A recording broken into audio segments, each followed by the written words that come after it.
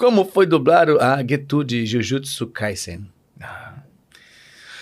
Suguru Geto. Esse personagem foi um presente do Leonardo Santos, meu queridíssimo amigo, e de um anime que começa assim. Esse personagem, esse sim tem muitas camadas, ele é bem interessante, porque se você fosse aprofundar na psicologia desse personagem, você talvez entenda muitas questões que acontecem hoje em dia na sociedade. É mesmo? É. Eu vi algumas coisas, não acompanhei ele inteiro, não. A minha sensação de quem não acompanhou ele profundamente é que é um cara que parece calmo, mas ao mesmo tempo ele é meio explosivo em alguns momentos, assim. Irônico, assim, achei ele um pouco assim. Mas eu não sei se essa é a característica dele. Porque eu ainda estou para perguntar, inclusive, para o Leonardo Santos. Depois, Léo, quando você puder, acho que eu não sei se eu já te perguntei isso, por que você me escalou para esse personagem? Porque, assim, eu não diria que eu teria uma afinidade com ele, porque, obviamente, ele é um personagem controverso, mas eu compreendo, e muitos fãs assim, já demonstraram compreender. E tem tido assim, alguns conteúdos, né, de produções de séries que fazem esse tipo de comparação, né, de mudança de comportamento, de temperamento, para meio que humanizar determinados comportamentos, né? E a gente tentar compreender por que a pessoa se tornou uma pessoa ruim, né? Da onde que sai um vilão, né? Eu, por exemplo, ainda não vi Coringa, para você ter uma ideia. É um filme já super conhecidíssimo, ainda não parei para ver. Mas imagino que talvez tenha alguma coisa, ainda que distante, um universo distante, alguma semelhança nesse sentido. Esse personagem... vítima de bullying pra caramba, né? Por um problema que ele tinha de saúde e virou aquilo, teoricamente. Bem a grosso modo. É como se fosse a grosso modo isso, né? Eu, sem ter visto o filme, meio que entendi que seria nesse sentido. Esse personagem, primeiro que ele aparece em diversos momentos, né?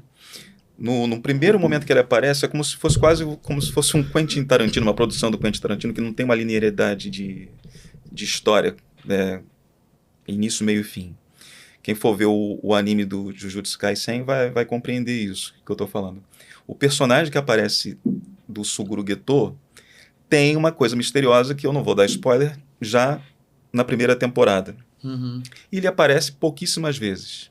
Sempre muito misterioso, entra por uma porta, sai por outra, interage com uns seres bem diferentes. Ok. Aí na segunda temporada já conta uma história um pouco mais aprofundada, contando uma história do passado, e aí você vai compreendendo. Só que entre a primeira temporada e a segunda temporada do anime teve o filme, que é justamente o que antecede a primeira temporada do anime, que é o Zero. Né? Então tem o Jujutsu Kaisen Zero, que é o filme que conta... Eu até me confundo às vezes na questão da linha do tempo, fãs me perdoem, mas ele é literalmente assim, uma dupla personalidade com uma outra personalidade que surge, que toma posse. É complicado. Caramba, mas dá a entender que, assim, basicamente, ele é uma pessoa muito dedicada, né, pelos seus princípios, pelos seus objetivos, e quando ele se dá conta de que aquilo talvez não esteja sendo suficiente ou que esteja sendo em vão, ele começa a virar uma chave na cabeça dele que quer saber... Os seres humanos é que são o problema. Então a gente tem que acabar com eles, para fazer com que só fiquem feiticeiros. Aí se você for fazer alguma analogia a histórias passadas, né, é complicado, porque você compreende que, por conta de uma reflexão, algumas pessoas quiseram dizimar, né? E conseguiram, né? Vários, né? Tivemos aí Inquisição, então, assim, tivemos Hitler, tivemos vários. Tudo isso. Então, assim, tem esse sentido de compreensão, mas não para se tornar, né? Mas justamente para poder se prevenir de chegar a esse ponto. Né? Porque é humano. Né? E é perigoso, né? E, ao mesmo tempo, é interessante e assustador, e aí é um terreno meio desconhecido de entender a profundidade em que os fãs se espelham no personagem, né? Porque qual é a camada de compreensão que existe, né, do personagem, ou do momento que o personagem está sendo apresentado. Porque ele tem tantas faces assim, né? Mas você diz assim por quê? Assim, o cara que não acompanha tudo, ele pode, de repente, fazer uma leitura num determinado momento que não é aquela, é isso que você quer dizer? Ou seguir uma linha semelhante, talvez, ao que o próprio personagem seguiu, né? Eu lembro quando o Coringa foi lançado, eu fiz essa comparação com o Coringa, porque na época, eu lembro que estava ouvindo, na rádio, estava dirigindo, e ouvindo um jornalista comentando, né? Nossa, o filme Coringa é um sucesso, é um espetáculo, mas eu fiquei muito preocupado porque não existe um contraponto, um mecanismo ali de dizer, olha, isso aqui não deve ser por esse caminho. Como se fosse algum tipo de alerta. Eu não consegui compreender, e até hoje não compreendi porque ainda não vi o filme, como eu disse, mas eu compreendi a preocupação do jornalista, como se fosse assim, em certa medida nesse sentido, sabe? De, assim, às vezes a pessoa se afeiçoa tanto ao personagem, né? Ou se conecta dele de uma tal forma no entendimento, que pode chegar aos Explicar extremos. o inexplicável, é isso?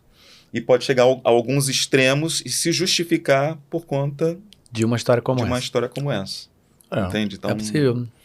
Nesse o psicopatinha lá acha um caminho, né? Acha um lugar. Uma afinidade ou uma justificativa, né? Enfim. Pode ser. Eu não acho que isso seja uma coisa que possa coibir, né? Que aconteça, né? Esse tipo de tipo de filme, tipo de história, assim. Não acho que o maluco vai virar maluco a partir de um filme desse, mas eu acredito que ele possa se justificar, né? Mais facilmente, né? É tipo a gente hoje em dia falar sobre esses colapsos mentais que estão acontecendo muito, né? Os jovens aí, tentativas de suicídio, como isso aí virou uma moda, né? O cutting, essas coisas todas. Se você começa a falar e mostrar, e falar, e mostrar, e mostrar, e falar que isso é uma realidade que tá aí, tal. É uma realidade? É. Mas até que ponto também é legal a gente ficar, né, forçando tanto essa imagem, forçando tanto... E existem, inclusive, regras, protocolos nesse caso específico, né? Que devem ter esse cuidado para justamente evitar. Né? Para esse assunto em particular, tem uma série de protocolos, né? E, às vezes, com essa justificativa de liberdade, assim, exacerbada, as pessoas se sentem no direito de... estou no meu livre direito aqui de me expressar, ou coisa do tipo. E às vezes acabar estimulando, naturalizando determinados comportamentos, né?